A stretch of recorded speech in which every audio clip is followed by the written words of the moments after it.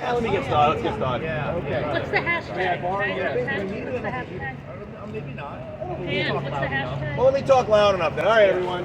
Excuse me, I'm sneaking in here. There you go. My name is Edward Kucha. I'm an attorney, and I am happily, and with great honor representing the 10 folks who got arrested in protest of this ridiculous jail.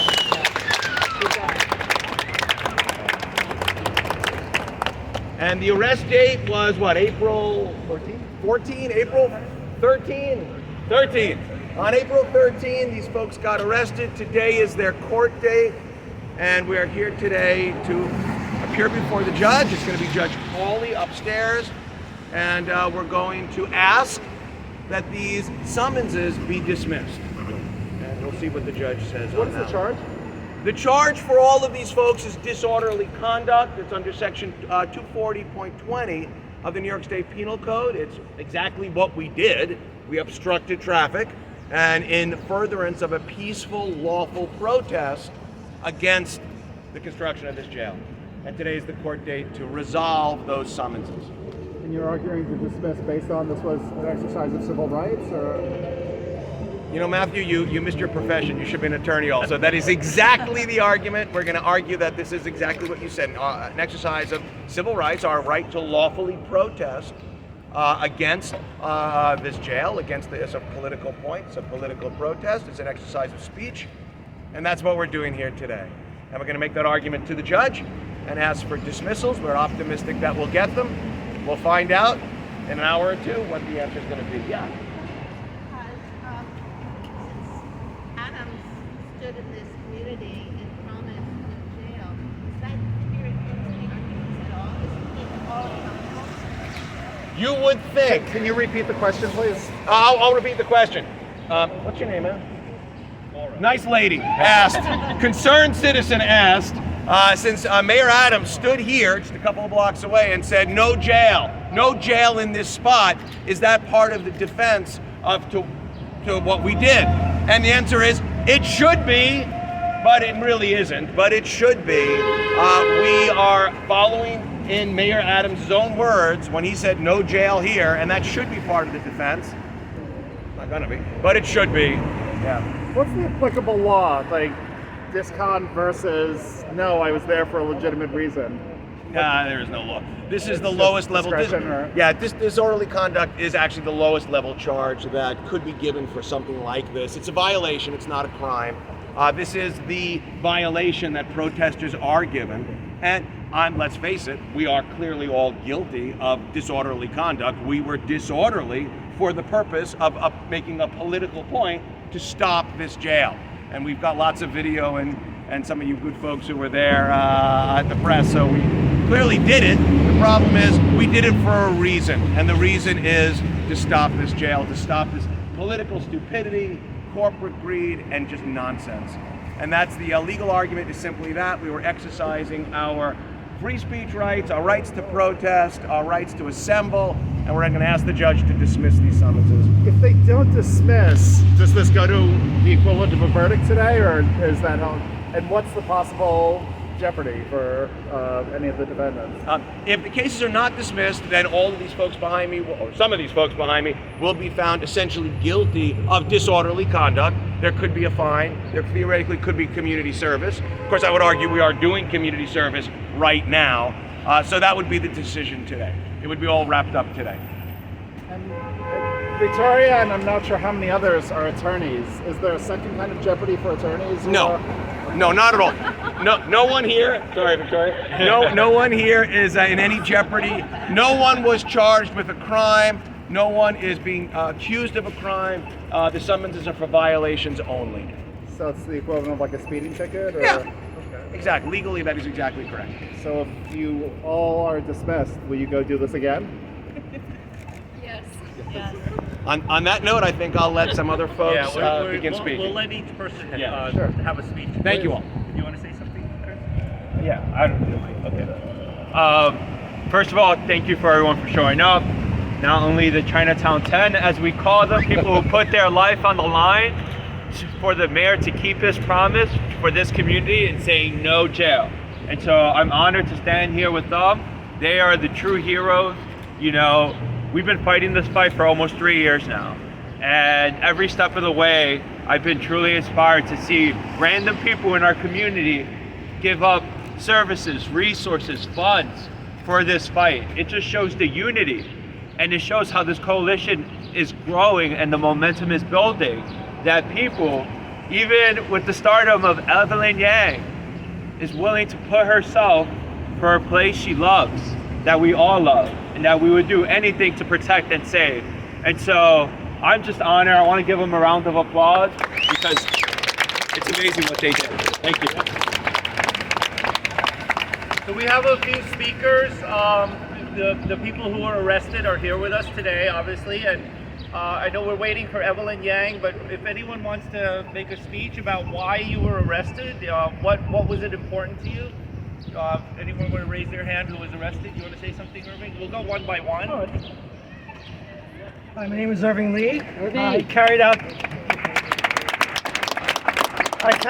the civil disobedience because I feel that the demolition of the current jail and the building of the borough-based jail will have disastrous consequences for the city, whether it's economic or environmental.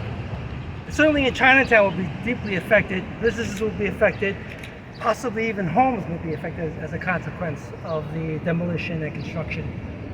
The reality is this jail, the borough-based jail, is really a catastrophe. It's not going to resolve any of the issues at hand. It's far too small. It's inherently unsafe because it's a skyscraper. And the current inmate population of 5,500 far exceeds the number that the borough-based jail could hold. The borough-based jail plan could hold, which is around 3,300. So this doesn't make any sense, number one. The plan to lower the jail population, either through bail reform or lowering the penalties, has clearly failed, has made the city unsafe as a consequence of the plan. And the city is carrying out very dangerous policies as a consequence that hasn't affected the community. And that includes, of course, the expansion of the homeless shelter system, which is going on right now, which is clearly not a solution either. So I think fundamentally the solutions require that we stop the demolition. That's number one. We should consider remaking Rikers Island as a solution, because Rikers Island can hold the number of inmates and also can provide the restorative justice given the size. You have 400 acres as opposed to 40-story buildings. So that's the direction we should be heading. And I urge the City Council to reverse their position on the closing of Rikers as an institution and to basically stop the demolition process from the get-go. So I think the city and the mayor should take steps to reverse their current policies and redirect their actions to proper policies. Thank you. Yeah, hi, my name is Howard Huey. I'm a co-founder of NUBC. Can you say your name one more time? Yeah, hi, my name is Howard Huey. I'm a co-founder of NUBC, and I'm opposed to the building of the jail, and I would gladly receive another ticket for disobedience if the opportunity presented. And the reason why I would do that is because I am firmly opposed to the building of this mega jail. The federal monitor at Rikers just recently cited 4 items that says that the city was deficient in and needs to improve in 6 weeks or they will take over control. Those were security, staffing, accountability of incarcerated people, and accountability, okay? Those things have not changed at Rikers, and they will not change at the borough-based jails, okay? Those problems are just there, and they have not fixed the problems. They're just going to transfer those problems to 4 neighborhoods in different boroughs of the city. What we don't want is to have this experiment of a building, this mega jail, which is highly more complicated to manage, and take care of that. And you're saying, no, before you do that, make sure you know what you're doing, do something in a smaller scale, make sure that it works before you proceed on this grand experiment. That's all it is, an experiment that will fail, because as hard as it is for them, these buildings are relatively new. The new White Street is 40 years old, and they ruined that building. What will they do with a mega jail? How fast will they ruin that building? Okay, and that's why I'm opposed to this, and that's why I would gladly do this all over again. Thank you. Thank you, Howard. Let's go. We don't have any order. Hi, Evelyn. Hi everyone.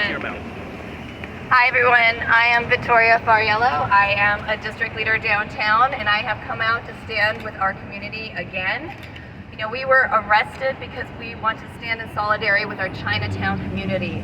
And 3 years ago, when there was a first rally against this jail, my daughter had said, I said, we're going to go to this protest, and my daughter said to me, well, what are we protesting? And I said, we're protesting a jail. And she said, well, why are we building jails? We need schools.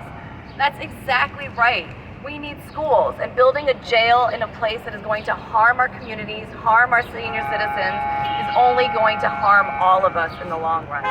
So I want to thank everyone who was arrested. I want to thank Council Member Chris Marte for standing with the community, and thank you again for being here. And you know, if we have to do this over and over again for our voices to be heard, we will. And you know, Eric Adams, our mayor, came out and said that this is institutionalized hate and that this would not happen. Yet here we are. Here we are. So we'll be back if that's what it takes. Thank you. Thank you, Victoria.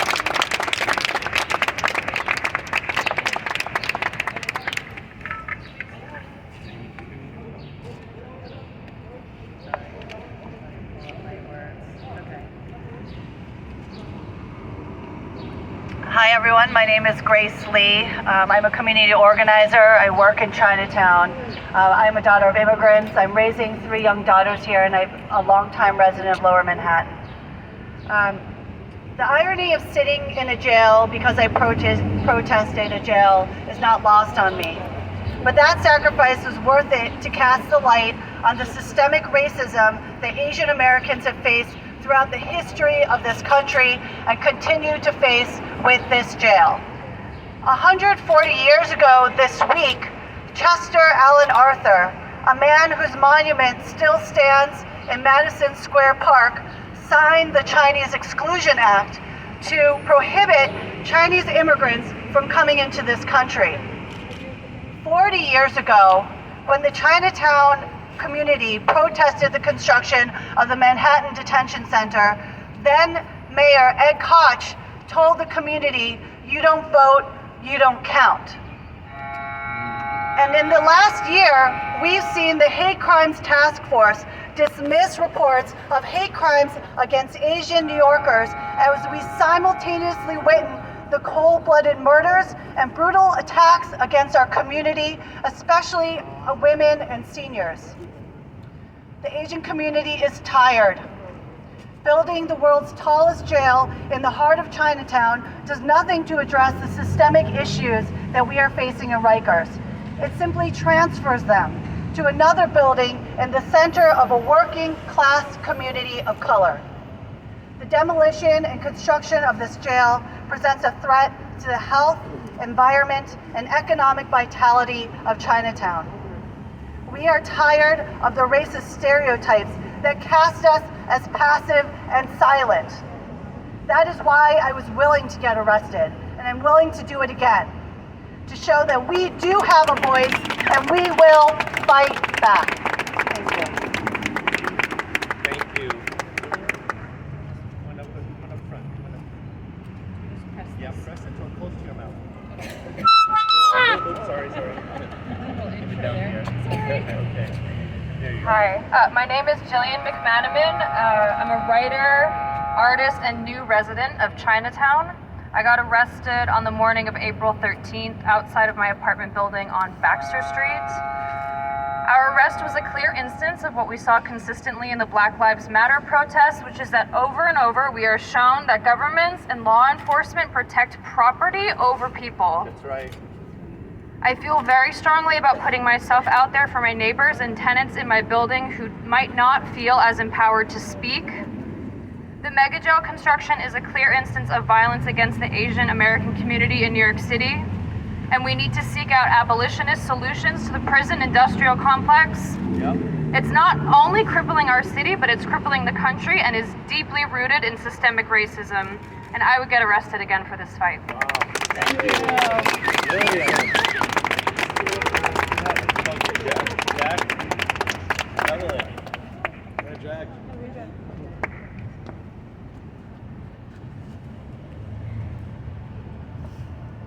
Good morning. We are now in the month of May, and I'm reflecting on how we are supposed to be celebrating Asian Heritage Month, celebrating Asian culture, heritage, and contributions. It's ironic that today I, along with the rest of this group, is walking into court for defending Chinatown's right to exist. Every reasonable person looking at it is saying, oh my gosh, what is going on? They are in disbelief, they are in shock, and they are sickened. The world's tallest jail, along with 10 homeless shelters, there is no question that this community is under attack. We were arrested for protesting, but the real crime here is nothing short of a hate crime. A hate crime. The racism is overt.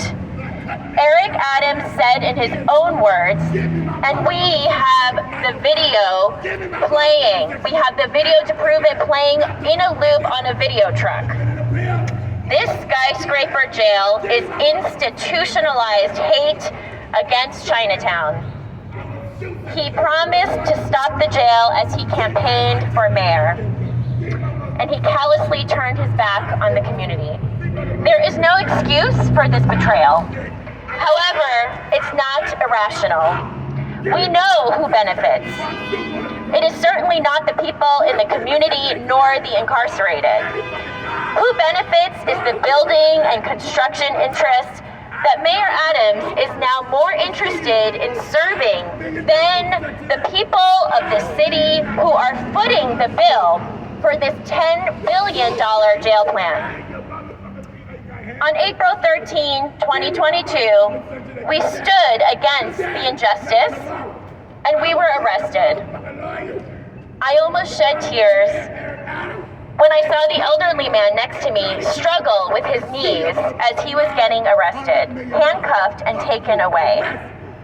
He also struggled earlier with the pain in his knees when we first knelt in the street and refused to move. I later learned his name, Howie, a senior who contracted COVID,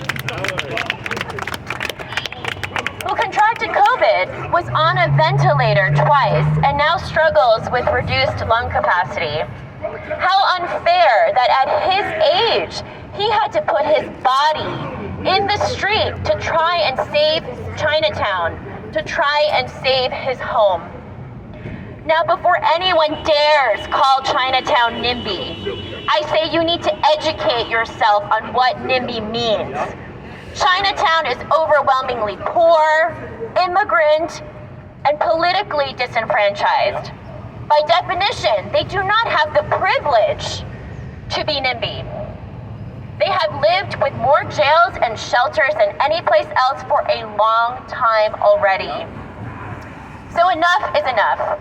The people in this community, particularly the seniors, have suffered enough. The mega jail would displace the seniors living next door, ages 80 to 100. These are our mothers, our fathers, our aunts, our uncles who have worked so hard and sacrificed so that we could have better lives. This is not what they deserve in their old age. They have a right to stay in their home. They deserve peace.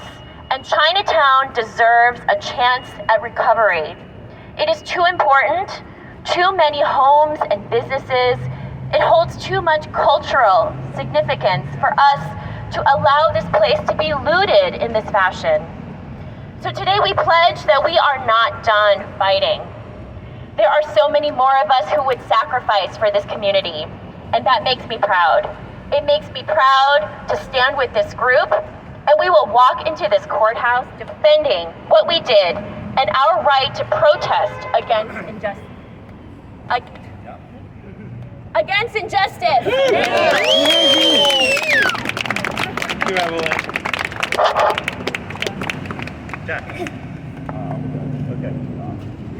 How you doing? My name is Jack Liang. I run a company called Golden Dow, where we use blockchain technology to uplift and empower the AAPI community. Last year, after the Atlanta shootings, I organized a record-breaking rally bringing over 10,000 people to Columbus Park, a park where right across the street is where they are building a multi-billion-dollar mega jail that we are all here fighting for. We're here now, again, coming together to say no to the burdens that have been placed on our community's shoulders over and over again. Our community has suffered enough, continues to suffer, with individuals being killed and attacked on a weekly basis, like yesterday when a delivery man was recently shot and killed. That was Forest Hill. Queens. In neighborhood. It doesn't matter what neighborhood you're in. I'm sorry to interrupt. That's okay. You know, when my parents moved here, the first place they visited was the Statue of Liberty, a real symbol of freedom and opportunity, a symbol for new beginnings. Now when people come and visit Chinatown, they see this skyscraper, and it's a real symbol of incarceration over opportunity. We need to fight back and let our city know that enough is enough. We all need to do our parts to help fight against this deeply rooted injustice our community has faced and will continue to face if change is not made. So thank you for everyone being here today. I'm proud to represent the Asian community, and I thank you all again so much.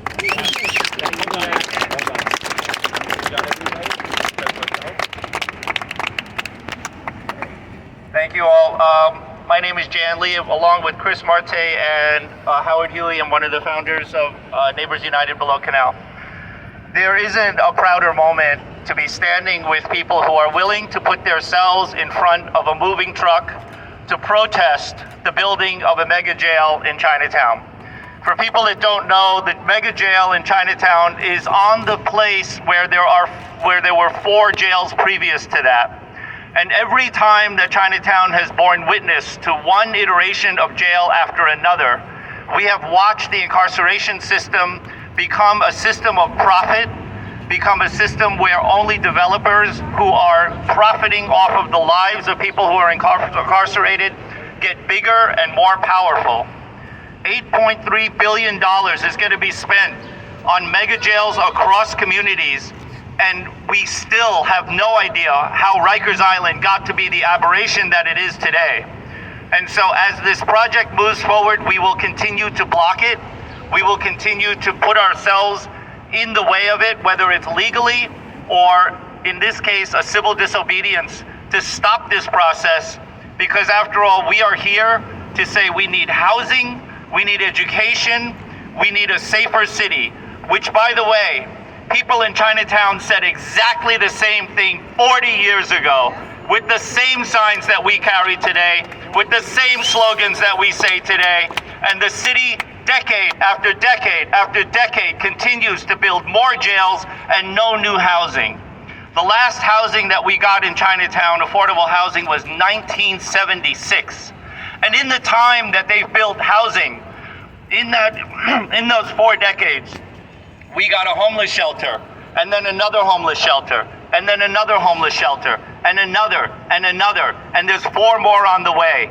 And in that time, since the last housing project, we got a jail, and then they renovated another jail, and then they planned when they were going to build the next jail after these 2 jails. And so the priorities for Chinatown has been all of the things that other people don't want in their communities, while we continue to not have affordable housing. We do not have any new schools. We do not have any new hospitals. In fact, the hospital beds in our area in District 1 has actually been lowered. So we have less health care. And now the mayor this year says he wants 3% cuts across all agencies, while the budget for the jails remains solid as they were when de Blasio left. And so what we're looking at is carrying bad policy from one administration to another. This is going on 40 years of continuation of the degradation of Rikers Island, the degradation of the jails here, which, by the way, are in such bad shape because it's demolition by neglect. Buildings don't deteriorate themselves, people do. And so it's this lack of maintenance and also a lack of personnel to care for the people inside those buildings that are leading us to further profit of incarceration. The buildings will not heal people. Bigger buildings will not heal people. It's the people that need to be healed. And we're here to say enough. Stop this incarceration for profit. Stop the business of poverty. Give us housing, give us education, and give us a safer place to live. And jails do not do that. And so we stand, we're ready to be arrested again for the sake of downtown Manhattan, but for the sake of other New Yorkers who are also targeted as victims of incarceration for profit. And we're calling on the mayor to once again stand with us. You have an opportunity to stand with us and say no jail in Chinatown, that furtherance of a jail in Chinatown is indeed institutionalized hate on our community. We want you to repeat those words with us. We invite you to stand with us. We invite you to get arrested with us. Other people have done it before, politicians have done it before. If that's what it takes, we want you to come down here and stand with us. Thank you. Everybody ready to go into the courtroom? Yes. Do we have any questions from people in the media? What's the theory about why they're actually doing this? Who benefits or... So, communities don't ask for jails. Since